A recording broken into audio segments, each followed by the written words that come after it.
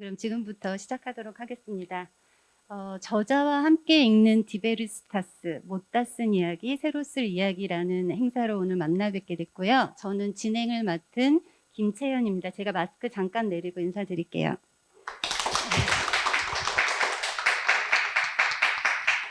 네, 저는 심리학 공부하고 있고 고려대학교 다양성위원회에서 일을 하고 있습니다. 여러분들 잘 아시겠지만 디베르시타스에 대해서 잠깐만 소개를 드리겠습니다. 우리 고려대학교 다양성위원회가 2019년에 발족을 했고요. 이듬해인 2020년 6월부터 월 1회 디베르시타스라는 책을 발간해 오고 있고요. 그래서 지난 7월까지 해서 14호가 발간이 됐습니다. 매월 2개의 글을 담아서 책을 펼쳐내고 있는데, 그럼 지금까지 28분의 저자분들이 보석 같은 글들을 써주셨어요. 오늘 이 행사는 그 중에서 2분의 귀한 저자분들을 이 자리에 모시고 그야말로 못다 쓴 이야기, 그리고 앞으로 새로 쓸 이야기에 대해서 이야기 나눠보는 그런 시간으로 마련을 했습니다. 제가 오늘 함께 해주신 귀한 저자분 2분을 잠깐 소개를 드리겠습니다.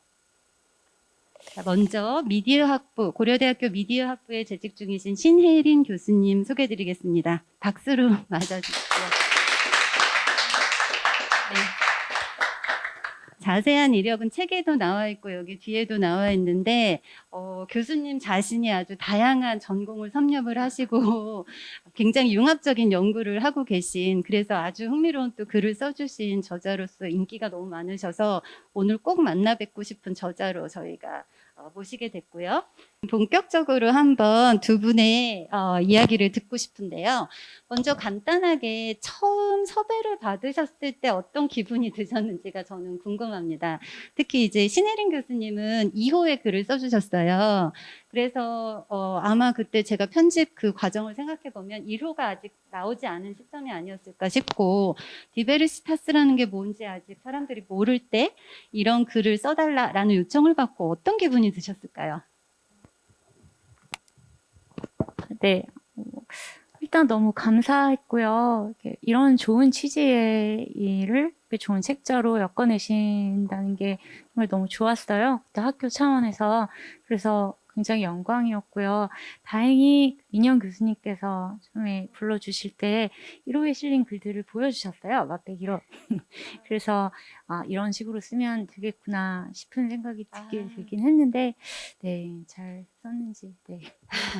아닙니다. 아주 정말 풍부한 텍스트에 막 인문학과 막 공학을 오가는 놀라운 얘기를 써주셔서 그 내용에 대해서는 잠시 후에 더 말씀 나누기를 하겠고요. 자, 그럼 이제 이게 가장 중요한 질문이 될 수도 있을 것 같은데, 이 글을 쓰시면서 가장 하고 싶으신 이야기가 무엇이었을까? 그러니까 계속 쓰시는 내내 머릿속에 어떤 단어를 갖고 계셨는지, 아니면 전달하고 싶었던 한 줄 메시지가 있었다면 무엇일지에 대해서 한번 여쭤보고 싶습니다. 다른 호에도 같은 말씀을 해주신 분이 계셔서 굉장히 그 또한 영광이었는데요. 그냥 다르다는 게 이렇게 같이 중립적으로 다양하게 좋다 나쁘다를 떠나서 뭔가 말을 하기가 참 표현이 한 문장으로 하려니까 너무 땀이 여러 문장 예, 말을 잘 예. 다르다는 거는 결국은 가치 중립적인 다양성, 존중의 대상이어야 할 것 같은데요. 근데 사실은 그거를 위계적인 가치 구조로 보는 경우가 생각보다 굉장히 많더라고요.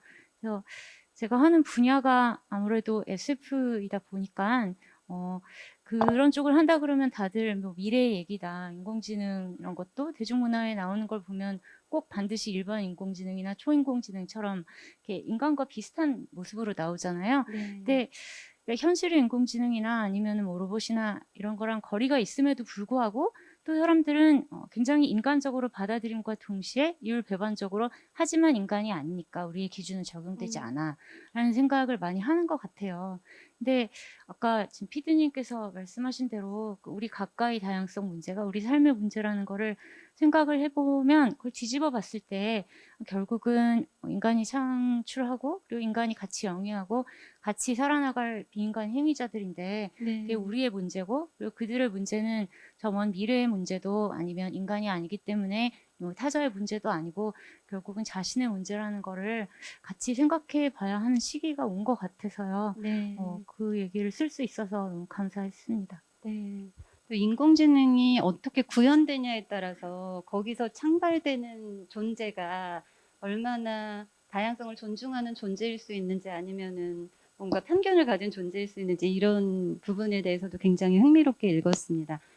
자, 그러면 이거는 꼭 얘기해야 되겠다라는 것도 있으셨지만 사실 저희 글의 분량이 길지도 짧지도 않은 아주 애매한 저자분들께 고통을 드리는 그런 길이라고 저는 생각이 들어요.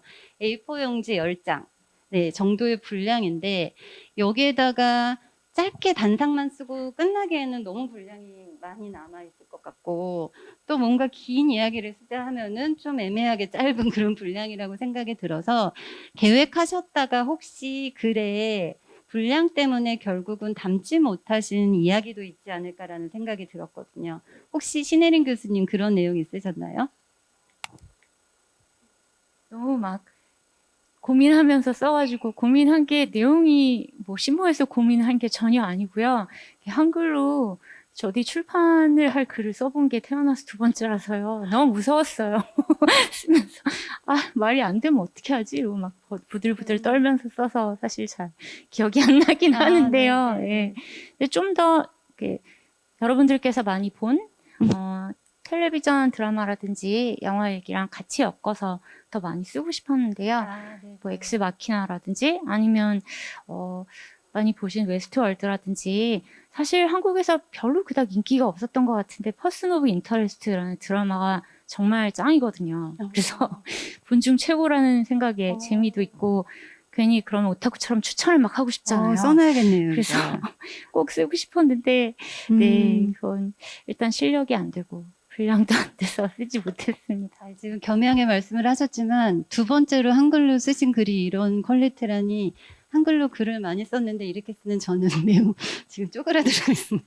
아무튼 너무 훌륭한 글이었고 왜냐면 전달하기 되게 어려운 내용이라고 생각이 드는데 재밌게 읽을 수 있도록 몰입감이 높게 써주셔서 정말 네 전혀 한글로 글을 많이 안 써보셨다는 거를 믿을 수 없어서 글이었습니다. 우리 신혜림 교수님은 최근에 미국에서 귀국을 하셔가지고 고대에서 자리 잡으셨기 때문에 아마 영어로 글을 써보신 경험이 훨씬 더 많으실 수도 있겠다라는 생각이 듭니다.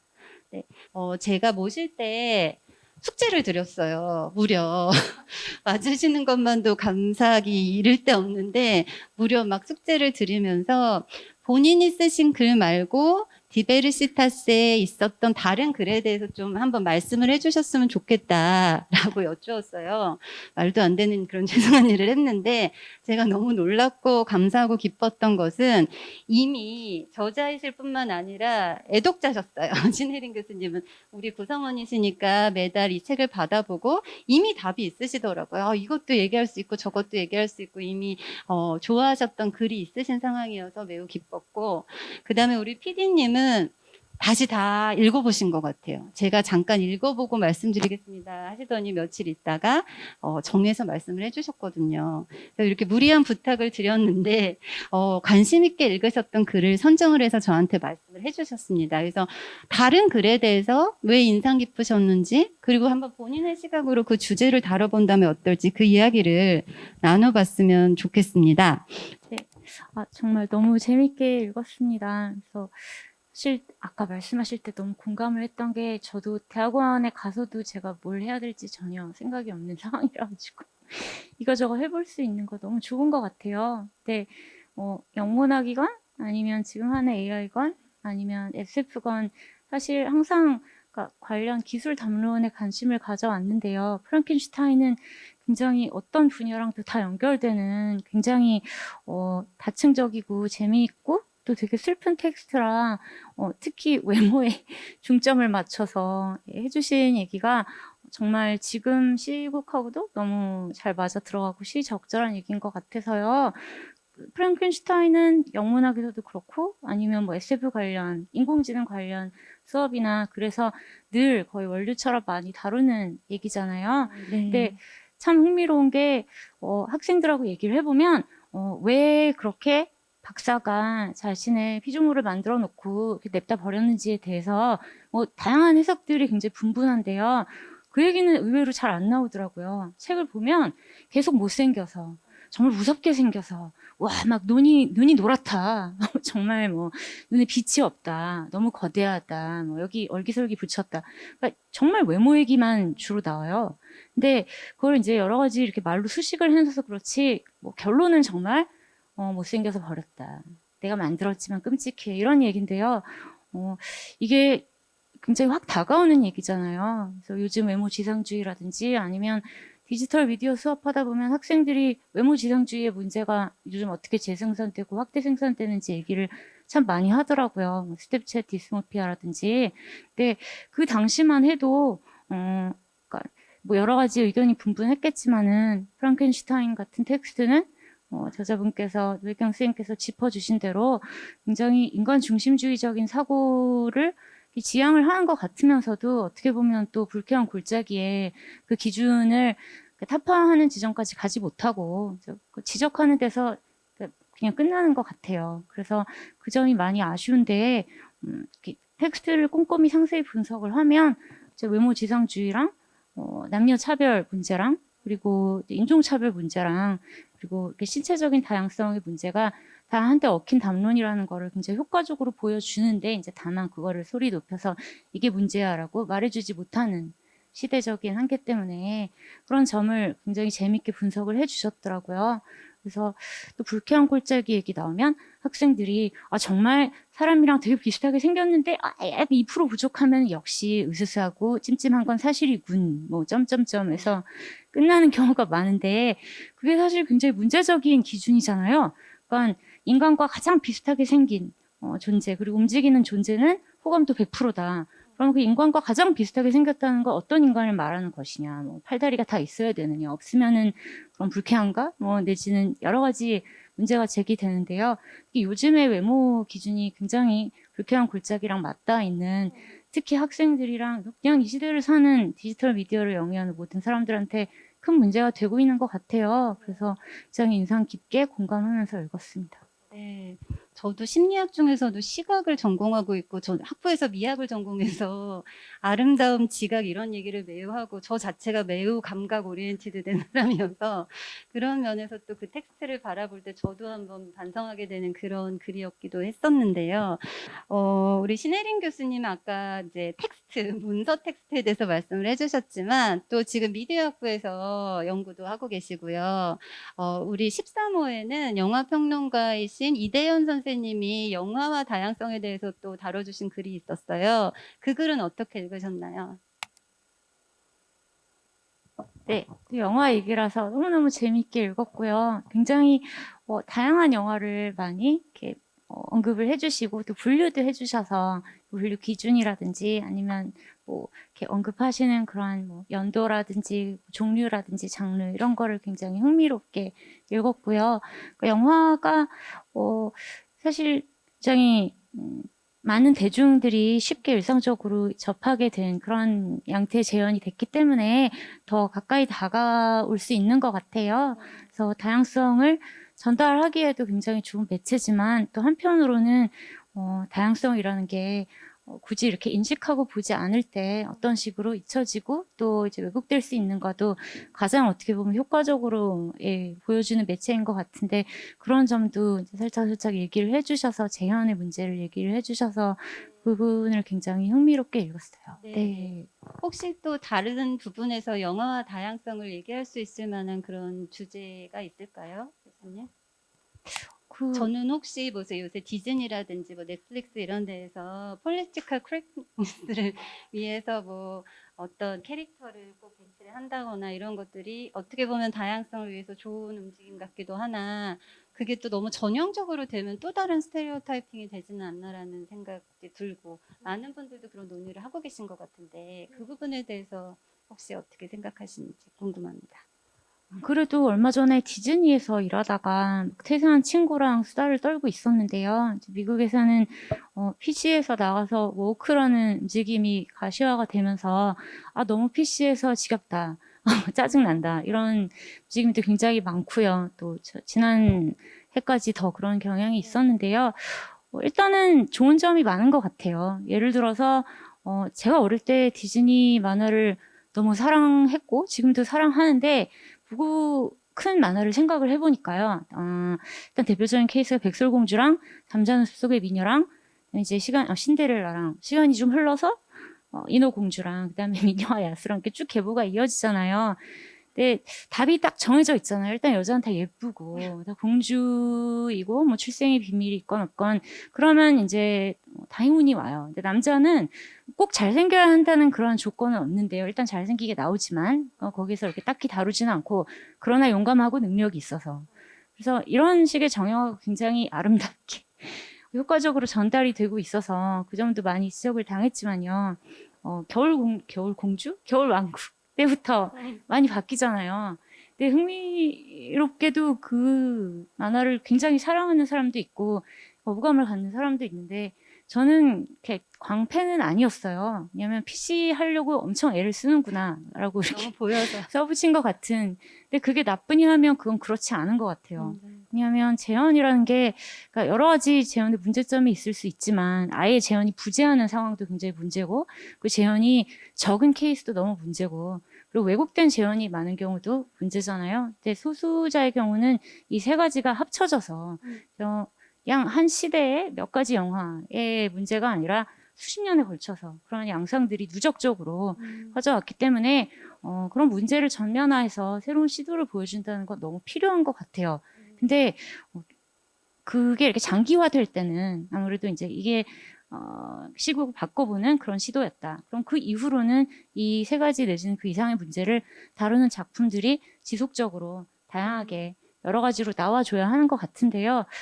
아직까지는 그런 시도들이 많이 보이는 게 너무 반갑지만 시간이 많이 걸릴 것 같아요. 그래서 예를 들어서 뭐 작년 요즘 팬데믹 때문에 아시아계에 대한 네. 혐오나 차별이 너무 문제가 되는데요. 한 2, 3년 전부터 아시아계인들을 주인공으로 한 그런 미국에서 텔레비 드라마나 아니면 영화가 많이 나오면서 각광을 받았잖아요.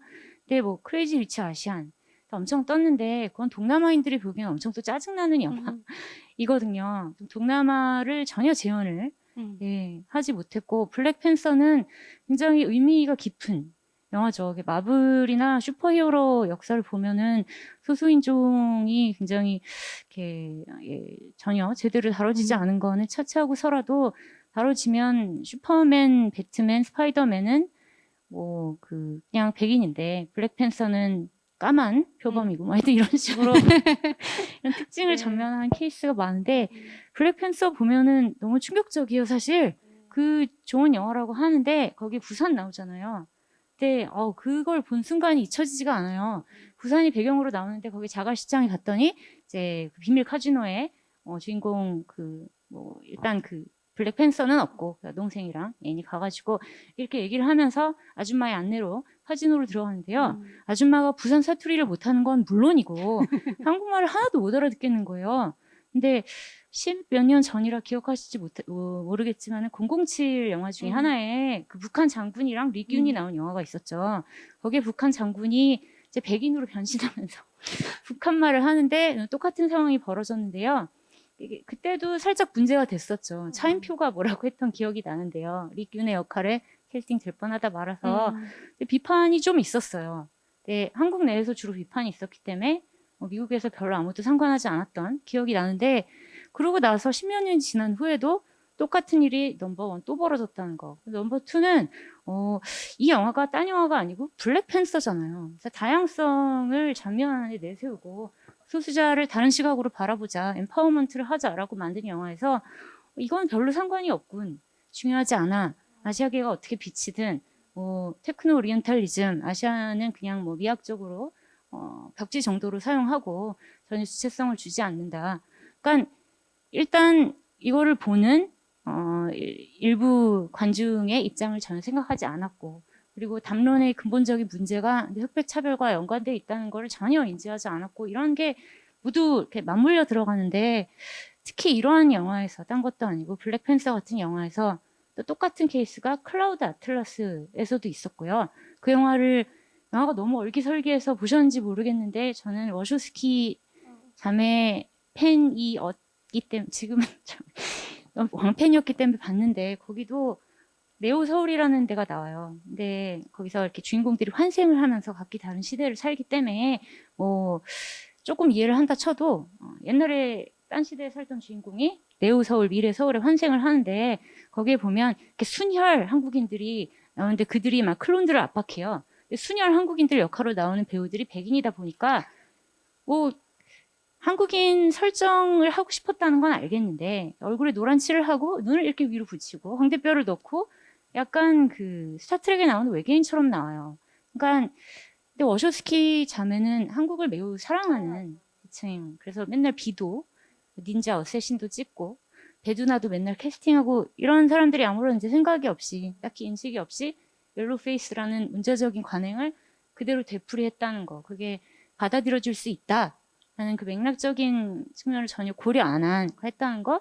그리고 클론 배두나가 클론인데 클론을 구출해서 순혈 중에서도 반군의 그 수장인 모모 씨가 구출을 해가지고 배두나를 반군의 이제 주거지로 데려가요. 그래서 방에 딱 데려가면서 여기 숨어 있어. 딱 그러는데 문을 쫙 여니까는 거기 문장지가 촥촥촥촥 있는데 그게 일본 문장지예요. 그리고 거기서 이렇게 벽지에 사쿠라잎이 이렇게 확 떨어지고 옷장을 쫙 여니까 그 안에 유카타가 착착착착 걸려 있는 거예요. 근데 뭐 네오 서울인 거는 차치하고서라도 이게 결국은 식민 지배를 인종적인 내지는 차이의 문제로 당하는 이렇게 종이 다르기 때문에 차별을 당하는 사람들이 들고 일어나는 얘기인데 그걸 한국에 세팅을 하고 일본 문화의 특징들을 다 갖다가 넣은 거죠. 그러니까 이런 별 생각을 하지 않았다는 건데 일부러 그런 게 아니니까 괜찮아가 아니라 일부러 그렇지 않았기 때문에 더욱더 문제적이라는 거를 좀 영화 같은 케이스는 더구나 일반 대중을 대상으로 많이 소비되고 그걸 보면서 애들이 자라잖아요. 그러니까는 생각을 해봐야 되는 필요가 있는 것 같아요. 네. 다양성을 잘 이해한다라는 거랑 다양성을 잘 산다라는 거는 어떤 관계가 있을지 고민이 있어요. 왜냐하면 이제 우리가 고려대학교 학생들에게 다양성 교육을 잘 시켜서 다양성을 잘 이해하게 되면 궁극적으로는 이 사람들이 다양성을 잘 실현하면서 살아가기를 바라는 마음으로 그런 교육을 하는 거라고 생각하는데 다양성을 잘 이해하게 되면 다양성을 잘 살게 될까요? 라는 뭔가 뜬금없는 어리석은 질문을 한번 드려봅니다. 어리석은 질문에 대해서 현명하게 대답해 주실 거라고 기대를 하면서 한번 던져보고 싶은데요. 제가 문학을 전공한다고 고등학교 때 그랬더니 저희 아빠가 사실은 뭐 그 위대한 문학가들과 철학자들이 자기 관리는 참 못하더라. 내지는 성격이 나쁘더라. 뭐 이런 얘기를 딴 전공을 하길 바라셨던 것 같아요. 라고 하시는 기억이 나는데 예, 그래서 안다고 다 자기가 할 수 있는 건 확실히 아닌 것 같은데 그 말씀 맞는 것 같아요.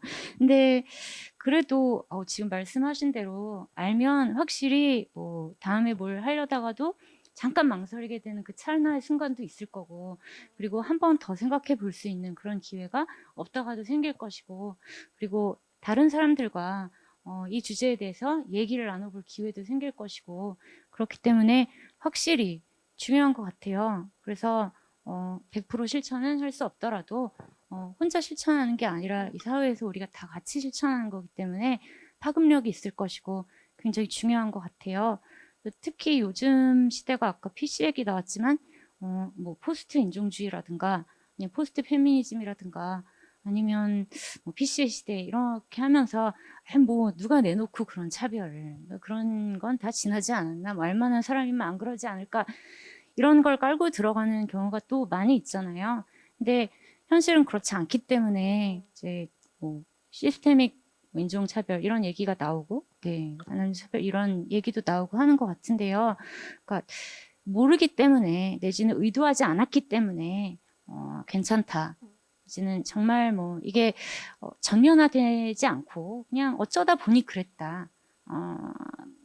그렇기 때문에 이거는 의도적인 차별이나 다양성의 무시가 아니다라는 경우가 오히려 옛날보다 더 많아지는 시대이기 때문에 그 자체가 가장 더욱더 큰 문제의 일환인 것 같거든요. 몰라도 된다, 모르면 용서가 된다. 뭐 알아야 된다는 얘기가 아니라 몰라도 됐었다는 게 문제인 거잖아요. 지금까지 그게 용인이 됐었다는 거. 그래서 그 점을 한 번 더 생각해 볼 수 있는 계기를 다양성에 대한 배움을 통해서 우리가 다 같이 영위할 수 있기 때문에 그 자체로 이미 아까 말씀하신 다양성을 영위하는 삶의 일부가 되는 것 같아요. 네, 여기 제가 그냥 몇 권만 갖고 왔는데 이 디베르시타스라는 책도 이거를 매월 우리 고려대학교 교수님들의 우편함에 넣어드리면서 이 책을 만드시는 분들이 꿈꾸는 거는 그냥 일상에서 한번 이렇게 가볍게 쉽게 물론 인쇄와 버려지는 종이와 이런 것들이 우리를 이제 고민하게 만들긴 하지만 편안하게 그냥 읽으시고 갖고 다니실 수도 있고 우연히 누구를 만나면 그 얘기를 나누실 수도 있고 학생을 만나거나 막 수업 시간에 이거를 활용하실 수도 있기를 기대하는 마음으로 책을 만들고 있어요. 그래서 다양성을 더 잘 알게 되면 그 더 많은 사람들이 더 다양하게 살고 더 다양한 세상을 만들어갈 수 있지 않을까라는 기대인데요. 그런 의미에서 다양성에 관심이 크시고 지금 디베르시타스에 대해서 이렇게 애정을 가지고 말씀해 주시는 두 분, 앞으로 디베르시타스에 이런 글이 담기기를 기대한다. 이거 제가 미리 말씀 안 드리고 지금 그냥 막 드리는 질문인데, 이런 내용도 한번 다뤄줬으면 좋겠다라는 거 있으실까요? 그냥 지금 불현듯 떠오르는 대로 한번 말씀을 해주시면 좋겠습니다. 제가 방금 학생을 하나 만나고 와서요, 딱 생각을 하고 있었던 건데요. 고려대에 와 있는 내지는 한국에서 공부하는 외국에서 온 학생들, 국제 학생들의 얘기나 시각도 한번 다뤄보면 좋을 것 같아요. 왜냐하면 사실 저희 학교 내에서 우리 모두와 굉장히 밀접하게 닿아 있는 사안이고 우리 커뮤니티의 일원인데 친구들이 겪는 경험이 어떻게 보면 굉장히 경계적이기도 하고 학생 본인의 얘기도 아까 그런 얘기를 많이 나눴던 것 같아요. 그러니까 지금까지 나온 이 정말 수많은 주옥 같은 글들에서 다룬 경계인으로서 여러 가지 측면이 굉장히 복합적으로 많이 드러나 있는 그런 경험들을 하고 있는 것 같아서 좋다 나쁘다의 문제가 아니라 우리가 지금 대학이라는 이 환경 내에서 나아가서 대학뿐이 아니라 그냥 한국에서 더 이렇게 외국에서 와서 한국에서 수학하고 살아가고 직장을 찾는 사람들이 많은 만큼 한번 생각해 보면 그것도 되게 좋을 것 같아요. 네, 좋은 말씀 감사합니다. 진짜 우리가 같이 살고 있는 그 구성원들에 대해서 얼마만큼 관심을 가지고 있는지 다시 한번 돌아보게 되고 한번 꼭 다뤄보면 좋을 것 같은 주제를 말씀해 주셔서 감사드립니다. 이 시간을 마치기 전에 오늘 귀한 말씀 나눠주셨는데 두 분이 개인적으로 혹은 일터에서 혹은 이 사회에 대해서 꿈꾸시는 게 무엇인지 그 얘기를 한번 여쭈면서 답변 들으면서 마무리를 하고 싶습니다. 이 너무 많아서 허황한 거 말고 이 주제와 관련된 건 이렇게 뭔가 하고 싶을 때 다른 이유가 아니라 보통 이렇게 하지 않기 때문에 너도 하지 말아라 라든지 아니면은 그거는 아무래도 꼭 일반적인 기준에 빗대어서 다르다가 의개가 되는 경우나 아니면 아예 내놓고 그거는 별로 이렇게 성공할 가망성이 없으니 하지 마라 라든지 이런 조언을 많이 듣지 않아도 되는 사회가 되면 좋을 것 같아요. 아까 피디님 말씀 때도 너무 공감했고요. 그 행정고시 준비만 주셨을 때도 저도 생각해보면 매 기로에서마다 그런 얘기를 많이 들은 것 같은데요. 문학을 하려고 그러니까 요즘은 문과충이라고 하지만 그때만 해도 그 수준까지는 아니었지만 뭐 그냥 상대를 가지라든지 법대를 가지라든지 SF를 가서 한다 그랬더니 그건 문학이 아닌데 라든지 아니면 뭐 비교 문학을 한다 그러면 그럼 취직이 안 돼 라든지 이렇게 다양한 이유가 있는데요. 대부분의 이유가 다 좋은 의도에서 나온 조언이지만 일반적으로 그렇게 하지 않는다. 내지는 한 발짝 더 나가서 그렇게 하면 잘 나갈 수가 없다. 성공할 수가 없다. 이러한 얘기들을 특히 요즘 학생들은 일상 다반사로 듣고 학교를 다녀야 하는 것 같아서 굉장히 마음이 아프거든요. 그러니까 안전하게 안주를 하게 되고, 그리고 말씀하신 다양한 그런 가능성을 타진해 보는 것 자체가 다들 안 하기도 하고 많이 안 하는 것 같아요. 그리고 왜냐하면 그럼 손해가 될 수 있기 때문에. 그리고 그런 채널도 부족하고, 그리고 사회적으로 제도적으로도 많은 제약이 있는 것 같고, 그래서 그러지 않아도 되는 사회가 되면 좋겠습니다. 네, 제가 앞서서 이 책을 만들어 주시는데 수고하시는 분들 소개드렸는데 지난 해에 또 애써주신 지난 해외 다양성 위원회 위원장이셨던 미디어학부 민영 교수님 정말 책 만드시는 데 많이 쓰셔서 이 자리를 빌어서 또 감사드리고 싶고, 책을 편집하고 출판해 주시는 사이시오 출판사에도 감사를 드리고 싶고요.